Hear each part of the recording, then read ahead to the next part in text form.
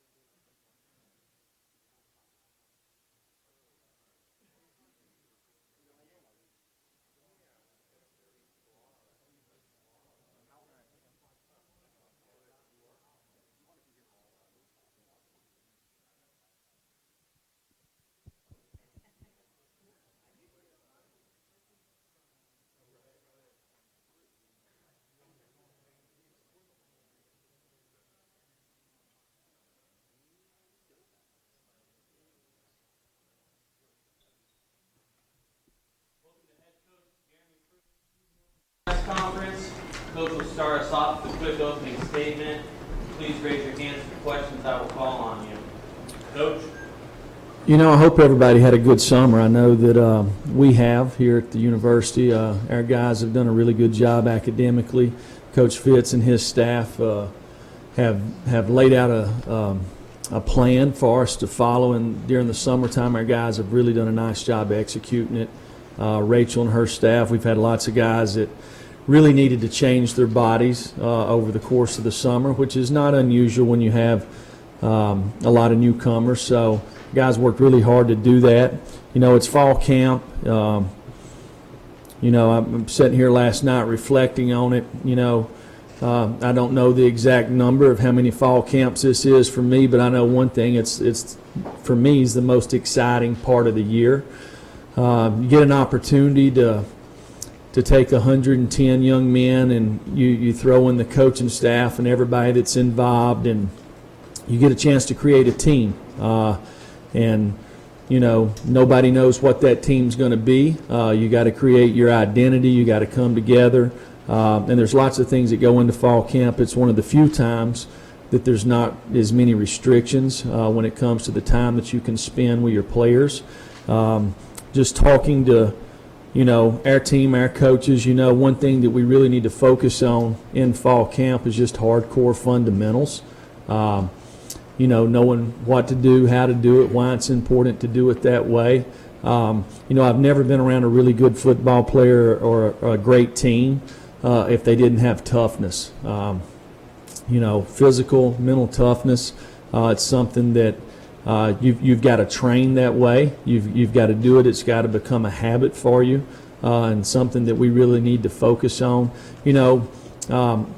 When you talk about winning football games, the first thing that you got to be able to do, you can't beat yourself. General Nealon's maxims, the team that makes the fewest mistakes will win, right? So something that we've really got to focus on is we got to become a smart football team. Got to know what to do. Got to be able to do it. Got to be able to execute consistently and being able to do it over and over again, which goes back to practice habits, and that's something that we've really got to focus on in this fall camp. One thing to me is just the ball in itself. I was doing a little bit of looking at some interesting notes this off season, and if you're an offensive team and you don't turn the ball over, last year in Power 5, you had a 73% chance to win the game.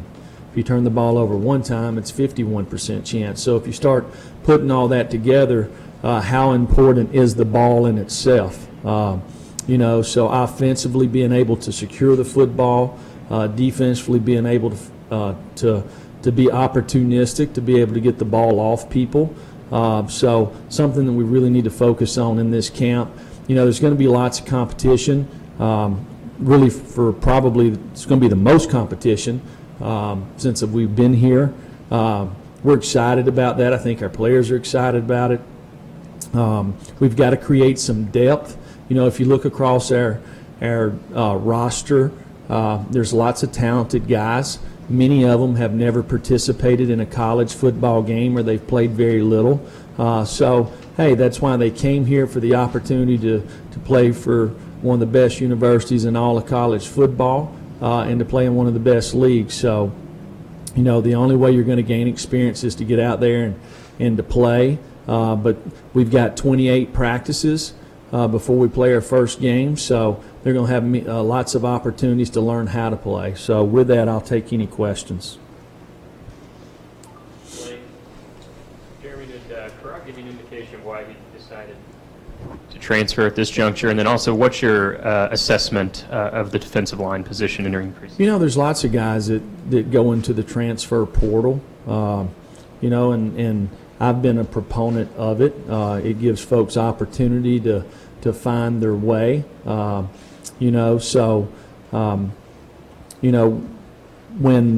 they go into the portal doesn't mean they're going to transfer. So we'll let that situation play out, and we'll see where it goes. And then your assessment of the defensive line position entering camp? Well, we've not practiced since the spring. We've got lots of inexperience. We've got one senior, one junior.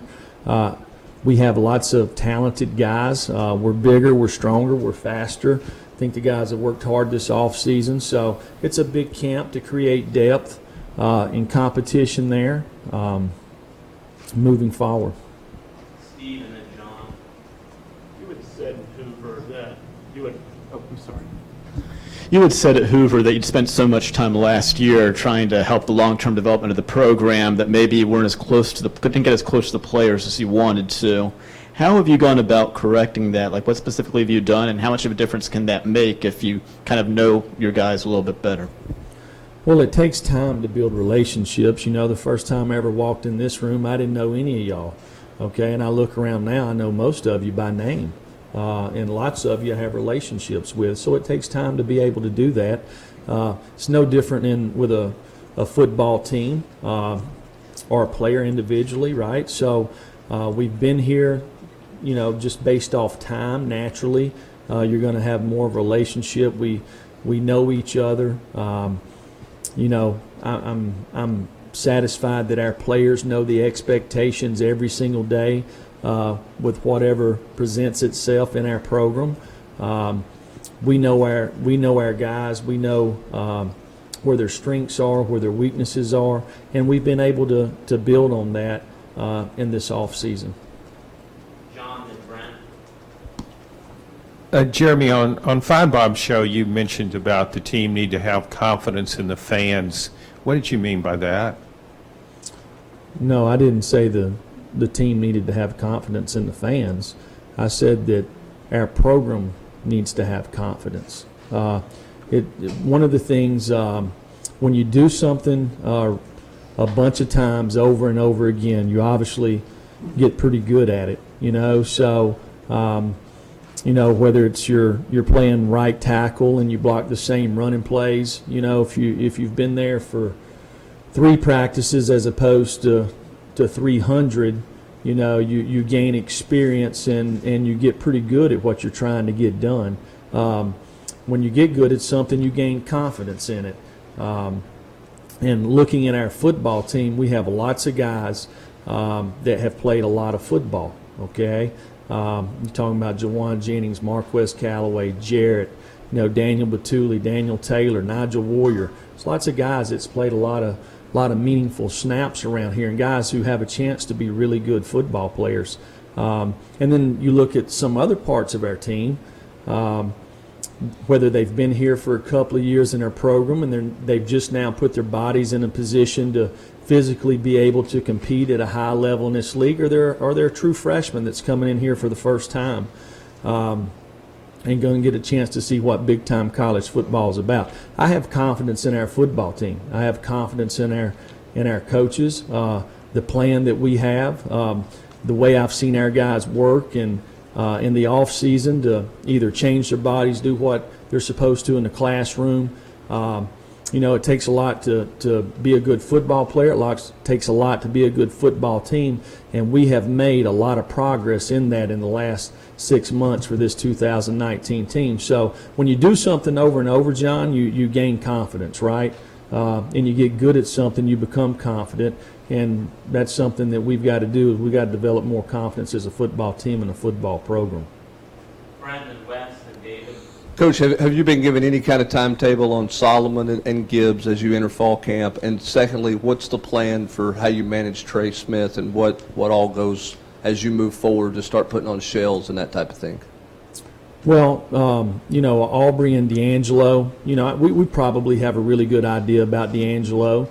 He's going to redshirt and sit out this year. I think moving within the SEC, that's really what's going to happen there. You just don't transfer from one SEC school to the other without being a graduate transfer. And D'Angelo knew that when he came here. And he came here because he believed in the coaching staff and for his future development in the game of football. So he's done a really nice job this offseason.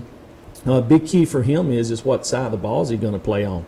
The guy can play either side of the ball, but it's important for us for the next 9 months to make sure that he's at the right position so he can continue to grow and develop as a football player so when he does get an opportunity to be eligible that he's ready to contribute.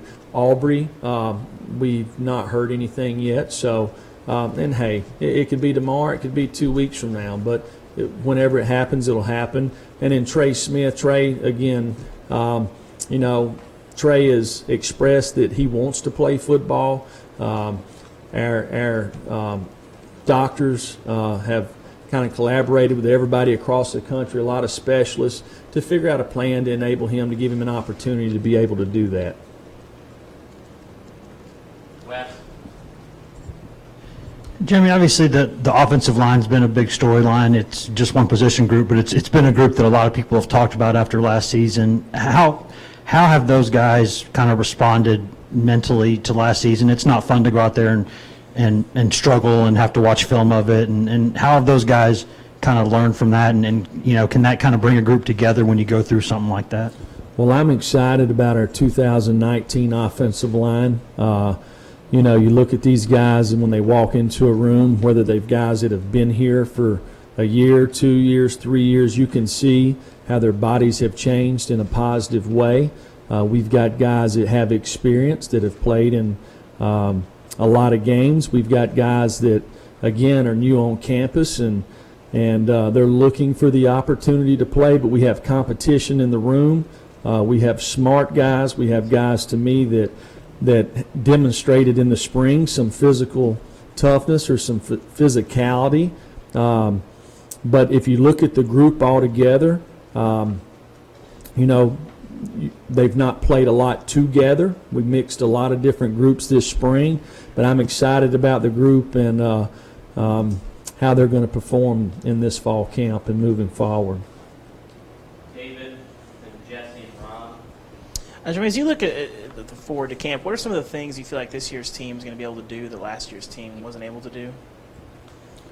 Well, I'm not worried about last year. That book kind of closed in November. We're worried about the 2019 version, and we're going to start writing it tomorrow or today when we report for camp. So I know that our guys have a lot of goals and expectations, so we'll see how it plays out over the next 6 months.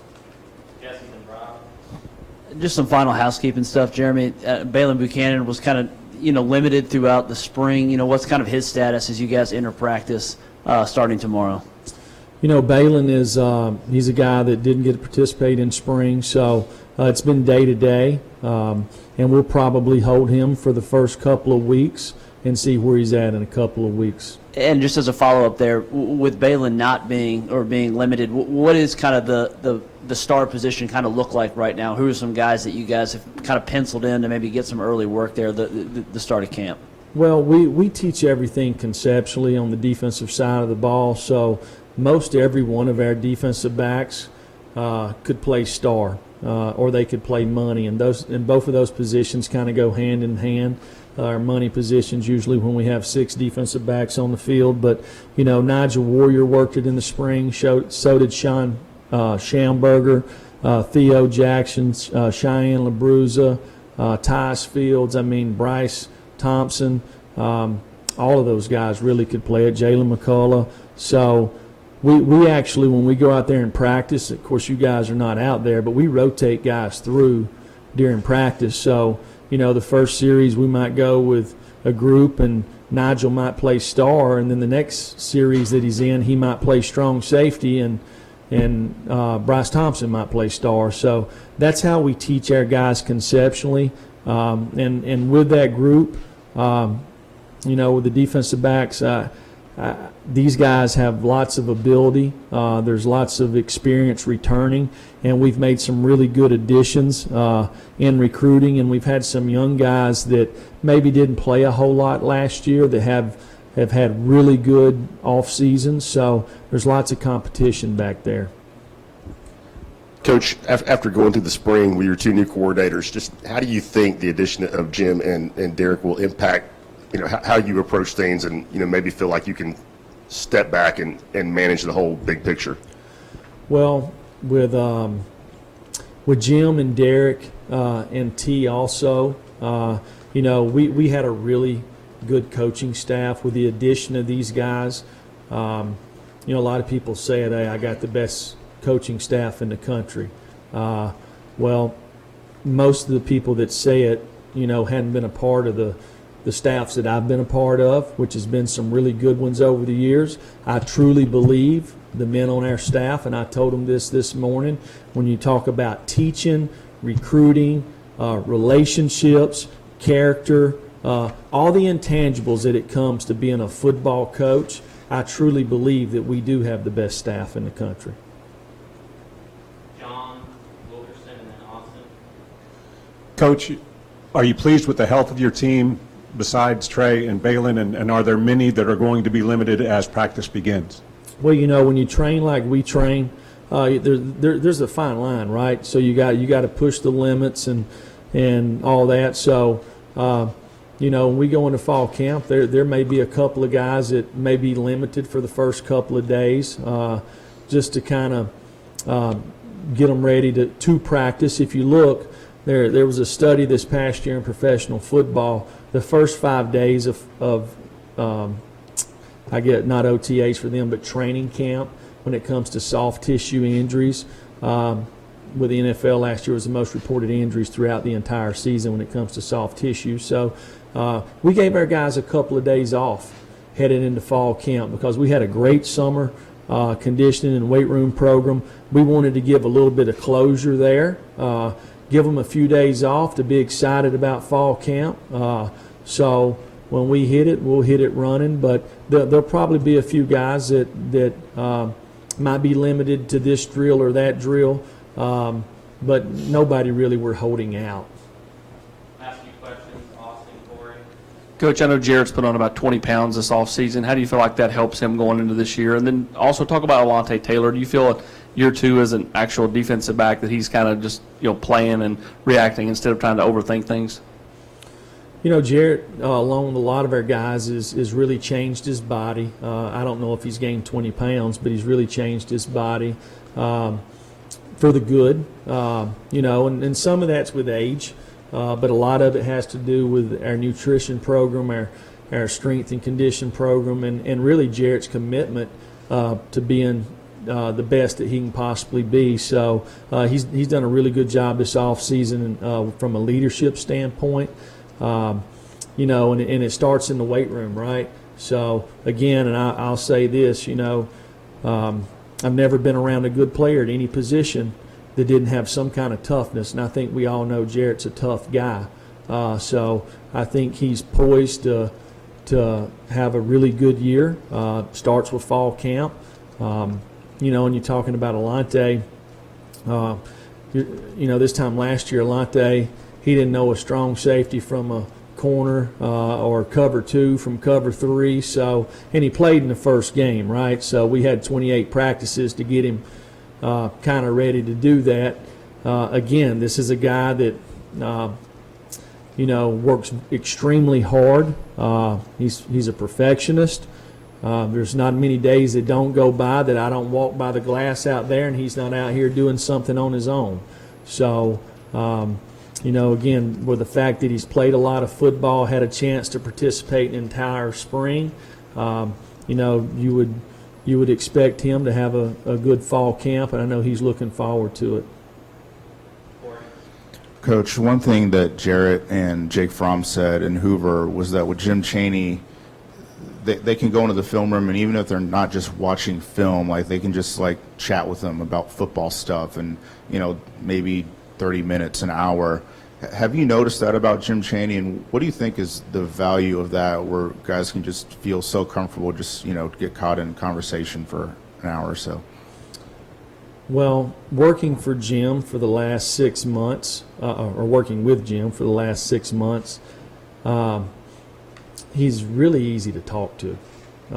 He's a funny guy, has great personality, he's witty. He's really, really smart.